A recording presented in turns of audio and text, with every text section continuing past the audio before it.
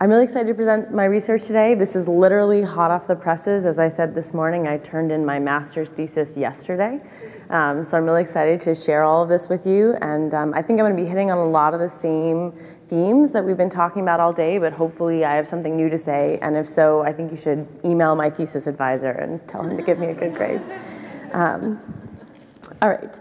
So the other interesting thing about this is it's a utility-led program, and I think we've mostly been talking about organization-led programs, and so I think that'll reveal some interesting things as well. This one.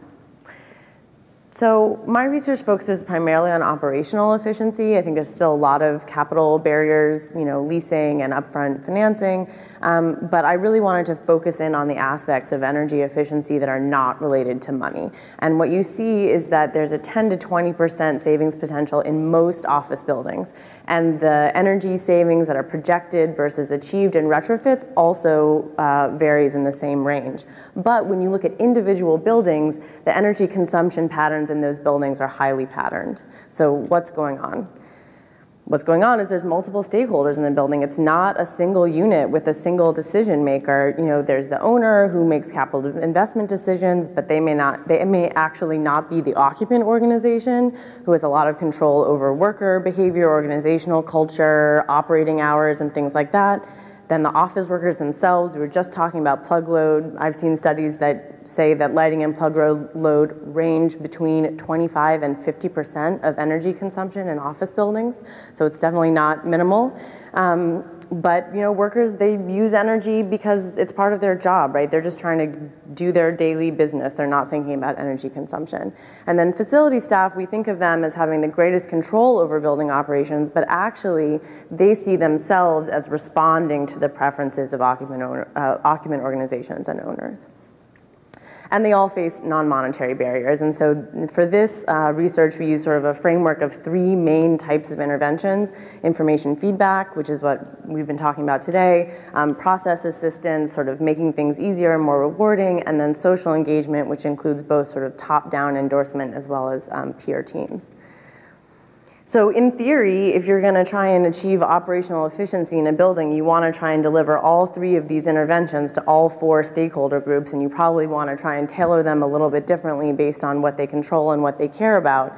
And this approach is what we used to inform the design of the Smart Energy Now program last year. So my research group at MIT, we helped inform Duke Energy's program design, and then this year I went back and did a process-based evaluation, did top-to-bottom interviews and focus groups and intercept surveys in about a dozen buildings to see what was working. So a little bit more about the Smart Energy Now program. Duke Energy installed advanced metering systems in all of the large office buildings in their headquarters city of Charlotte. It's about 20 million square feet of buildings, 300 businesses, but 4 big guys. So Wells Fargo, Bank of America, Duke Energy, and the city and county offices account for about 2/3 of the organization and office space and office workers. So they installed the advanced meters. What you see on the picture is this interactive touchscreen lobby displays. They put in all the lobbies, and that has a community-wide energy consumption number on it. And then the interval meter data was provided to the owners and facility staff. They've been doing professional development activities, Energy Champions program, and action campaigns. I'll come back to all of that.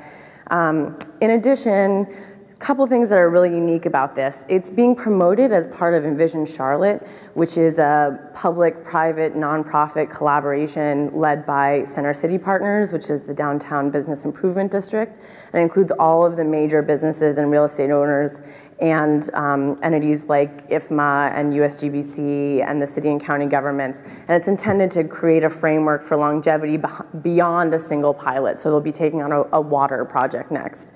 In addition, it's being funded through the Save-A-Watt compensation mechanism, and what that is Duke Energy is getting paid based on the verified savings from this pilot. So in the past, utility programs have not been able to provide funding for metering because there's no direct energy saving benefits. But because Duke is kind of on the hook here for ensuring that savings are achieved, they have a lot more flexibility in the types of program activities they undertake and how they spend their money. And that also gives them flexibility to change course in midstream depending on what's working. So I'm also going to mention a couple other case studies. I'm not going to go into the depth with them now, but the point is there's other programs, mostly nonprofit-led, that are working with office buildings across the country with pretty notable success and using a lot of the same strategies. So one of my biggest findings in Charlotte was that there's a really wide range of existing conditions in buildings. And because Charlotte got 100% of participation, I think you see this more than in the voluntary programs, that there's sort of the less sophisticated buildings and the more sophisticated buildings, the beginners or the experts. And that's both on the technical side in terms of how recently have they made capital investments? Do they already have a building management system? In which case, the interval data is less of an incremental add. Do workers actually control their lighting to begin with? Also on the organizational side, is it an owner-occupied building versus a multi-tenant building? How committed are the organizations to sustainability already?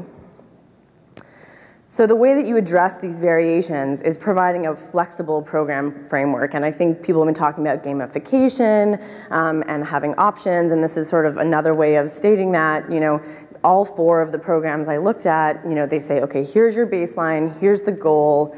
We're going to provide a bunch of resources and options to you about the activities you can undertake. We're going to help you track your progress. And there's a set time period and a way that you're going to be measured and rewarded at the end. And it allows a lot of flexibility for what you do, but it provides a clear structure for the process. And what you see is the Carbon Foursquare game board, which is actually tracking process steps, not outcome steps.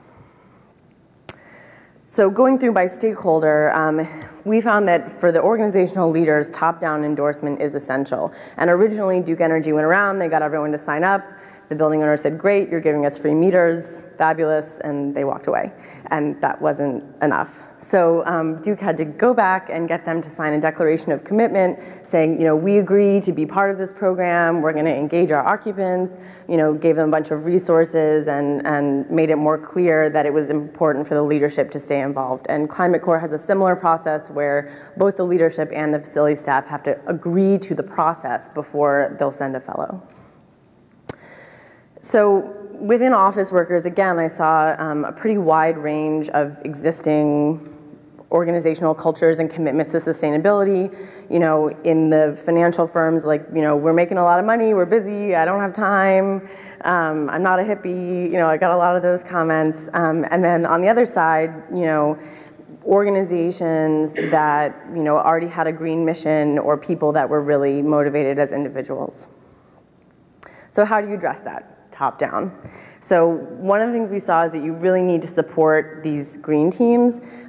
Smart Energy Now trained 450 energy champions across downtown. And when I did the focus groups and interviews with the energy champions, they consistently reported changing their own behaviors. But they had a very hard time rolling out their ideas to their coworkers. And I think that has a lot to do with organizational support. So in the other case studies we've been talking about today, it's kind of for granted that the program is happening because the organization brought them in. But because it was Smart Energy Now, a utility-led program trying to do direct engagement with workers, it worked with the individuals, but they had a hard time launching programs in their offices. Nevertheless, they did this flipping out campaign for about 2 months, trying to get energy champions to come up with lighting-related projects in their offices. There are about 45 energy champions that did the flipping out projects, again in offices that were already leaning towards sustainability. So there's a picture here of the crab you're it game. There's a lot of crabs in North Carolina, and they're attracted to light, apparently. So they gave out all these plastic crabs and put them in people's offices when they left their lights on. So it's a picture of a bunch of crabs going into someone's office. But be careful when you talk about it, it leads to lots of really bad puns. You have to think these things through before you hand them out. So there were some other really fun ones. The NASCAR building did a race to reduce turning off their computer monitors at night. People gave out energy stars to people that they saw doing good things. And a lot of people did organized within their peer group. And they really saw that as a group of between 15 and 40 people, so usually their department or their floor. And this is what they organize on themselves, right? So this is who they see as their group, and often it was like a pizza party or ice cream or lunch with the boss. It's really basic stuff that gets people motivated. So the media tools. So these are 3 different screenshots from the lobby display and the website. One of them is the total live uptown energy consumption. One of them is a story about the energy champions, and one of them is the internal interface once you sign up that helps you do an office audit and decide what things you're going to commit to. Does anyone have a guess which of these was least effective? No? The energy usage, that's right. So people said things like, that looks like the national debt, that doesn't mean anything to me, it's just a big number, it might as well be a Zimbabwean dollar, it has no value to me. So, you know, what I found was that people were getting engaged because their office workers or their coworkers or their boss was motivating them to be engaged, and then they were going to the website of the lobby display to sign up and get help figuring out what actions to take and track their progress, but that the media tools themselves were not as effective for the initial outreach. Facility staff. So, facility staff also need top-down support. They really see themselves as responding to owner and occupant preferences. I heard a lot of griping about hot and cold calls. You know, they're sick of dealing with the occupant organizations, and the owner won't give them any capital budget, and they really feel squeezed. And so when you go and try and say, hey, I think you should do something different with their building, they get very defensive. And you know, I have this great quote, we all have different roles. So, what they really need is for the owners and the occupant organizations to say, yes, we want to turn off an elevator, yes, we want to change the temperature set points and things like that. So what Smart Energy Now did, one of the other interesting findings about the interval meter data was that sort of the big guys got on board for the branding reasons, right? Like the major third-party property management firms, and the smaller buildings sort of grudgingly came along because the big guys did, but then they were the ones who ended up using the interval meter data because they didn't have building automation systems in place.